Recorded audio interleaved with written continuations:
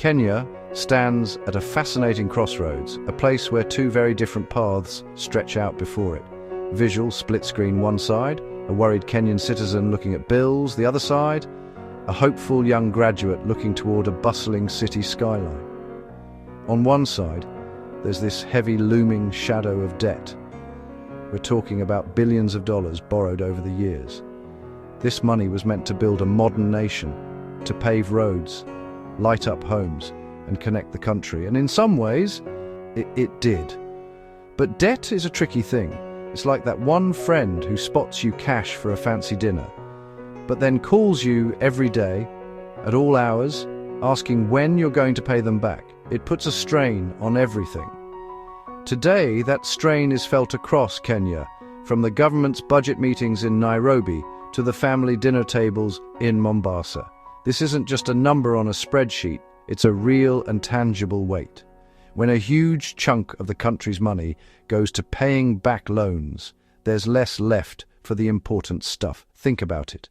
Less for schools, less for hospitals, less for supporting the farmers who feed the nation. Families feel this pressure when the cost of living goes up. Small business owners feel it when it becomes harder to get a loan or when their customers have less to spend. It's a cycle that can feel impossible to break. Faced with this massive challenge, President William Ruto's administration rolled out a big, bold plan. It's not about finding a magic wand to make the debt disappear. Instead, it's about creating new tools to manage the country's wealth more effectively. The government announced the creation of two powerful new entities, a sovereign wealth fund and a national infrastructure fund. Think of it like this. If your personal finances were a mess, you wouldn't just cut up your credit cards. You might open a savings account for the future and a separate account for fixing up your house. It's a strategy to bring order to the chaos and make your money work for you, not against you. The first part is the Sovereign Wealth Fund. Sounds fancy, like a James Bond movie, but it's actually simple. It's a state-owned investment fund. Instead of letting public assets like state companies or natural resource revenues sit idle, the fund actively invests them to generate returns. So, we have these two shiny new funds. But where exactly will the money go? A plan is only as good as its execution, and the government has laid out a clear roadmap focusing on sectors that form the very foundation of the Kenyan economy. The first, and arguably most important area, is agriculture. Farming is the lifeblood of Kenya, employing the majority of its rural population. Yet many small-scale farmers struggle with unpredictable weather, a lack of access to markets, and post-harvest losses. The new funds aim to tackle these issues head-on. This isn't just about handing out seeds, it's about building a modern agricultural system. Imagine investments pouring into large-scale irrigation projects, turning arid lands into fertile fields. Think about the construction of modern storage facilities, like cold stores and silos, that would allow farmers to store their produce safely and sell it when prices are favorable, rather than being forced to sell immediately at a low price. The funds could also support agricultural cooperatives, giving them the financial muscle to buy better equipment, access high-quality fertilizers, and negotiate better deals for their members. The ultimate goal is to boost food security, reduce the country's reliance on expensive food imports, and put more money directly into the pockets of millions of farmers. Next up is energy. Kenya has already made incredible strides in renewable energy, harnessing the power of the earth with geothermal plants, the wind with vast turbine farms, and the sun with solar panels. The new funds are intended to double down on this green revolution. More investment in energy means a more reliable power grid, which is crucial for both homes and businesses. It's one thing to announce these big funds, but the real question is, where does the money come from? It's not just appearing out of thin air. The strategy relies on a clever reorganization of the country's existing wealth. Arrows from state-owned companies, natural resources, and private investors into the two funds, which then point to development sectors.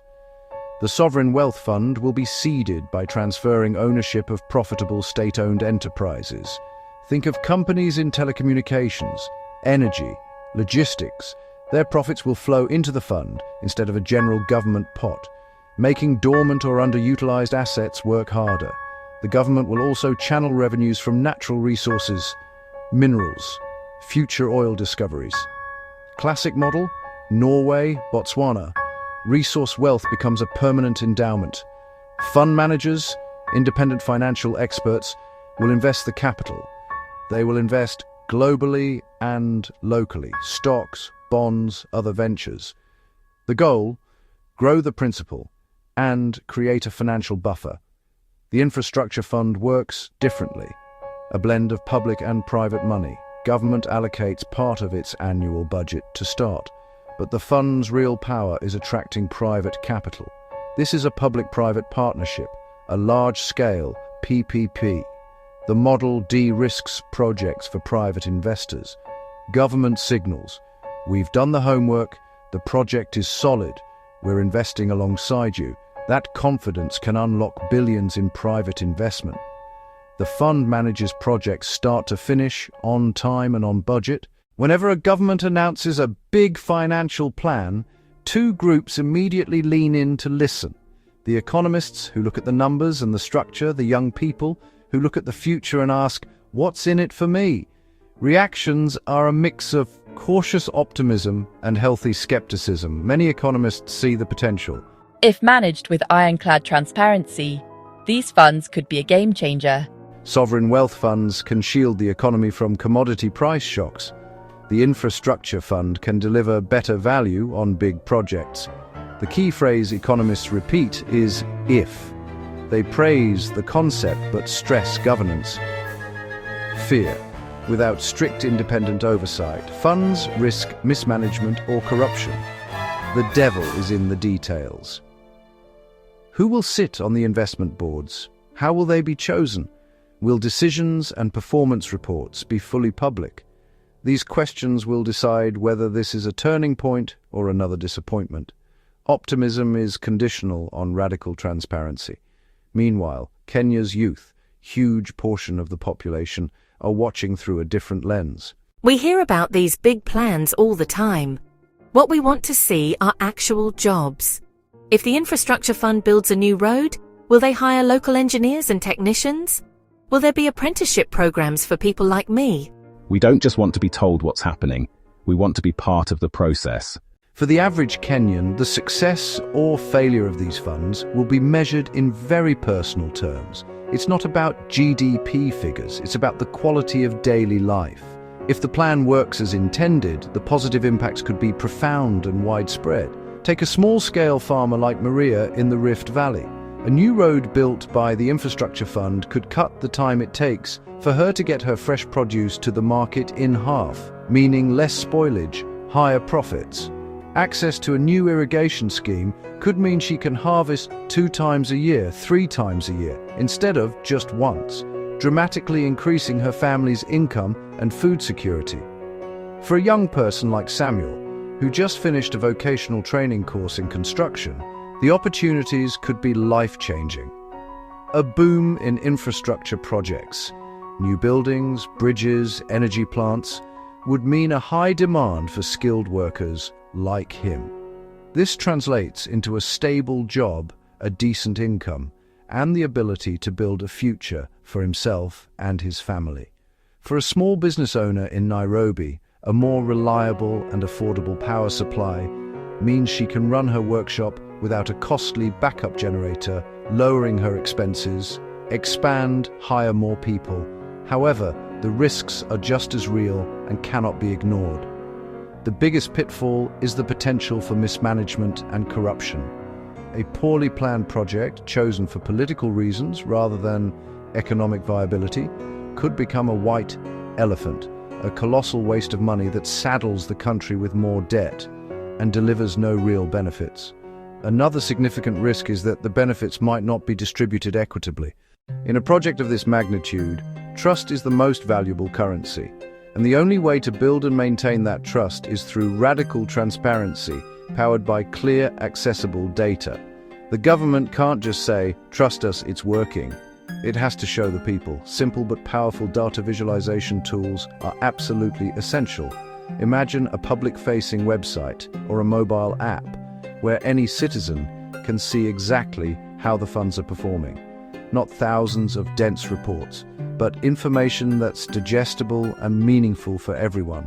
An animated chart could show Kenya's current debt level and project how it may change over the next decade as investments generate returns. That turns abstract fear about debt into a measurable, hopeful journey. An interactive map of Kenya lets a user click their home county to see funded projects nearby. Click a specific project, new road or hospital. Budget, timeline, contractor, number of local jobs created. This open data approach serves two critical purposes. First, it empowers citizens. With access to information, people can hold leaders accountable. If a project is stalled or over budget, the public will know and demand answers. Conversations move from rumor to fact-based discussion.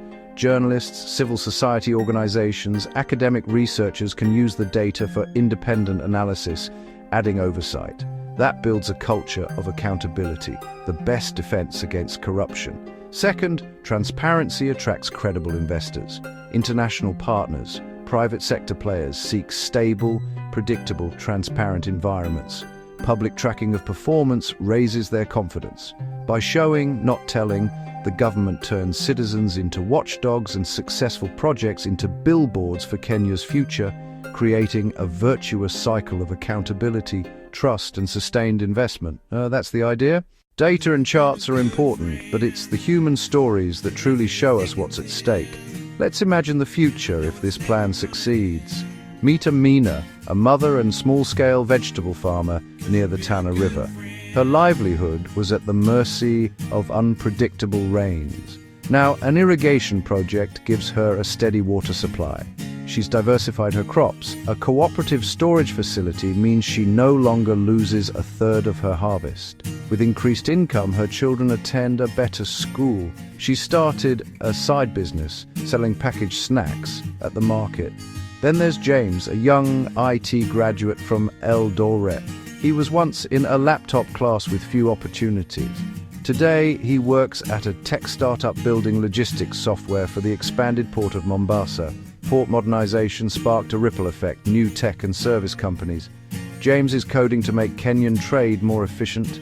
He earns a good salary, is saving to buy a home, and mentors younger students. His story shows how infrastructure unlocks high-tech opportunities. In Turkana County, a community health clinic suffered constant power outages. Now it's powered by a reliable mini-grid from fund-backed investments. The clinic can operate 24/7. Doctors can perform minor surgeries at night. The community feels more secure with reliable healthcare. The fund's investment brought electricity, health, safety, and hope. These are tangible outcomes of a well-executed national investment strategy. Each story, the farmer, the tech graduate, the community clinic, represents a link in a chain of progress. Better infrastructure supports thriving businesses. Those businesses create good jobs. Good jobs lead to healthier, more prosperous families. That leads to stronger communities. Move beyond abstract policies to a cascade of positive change felt in daily life.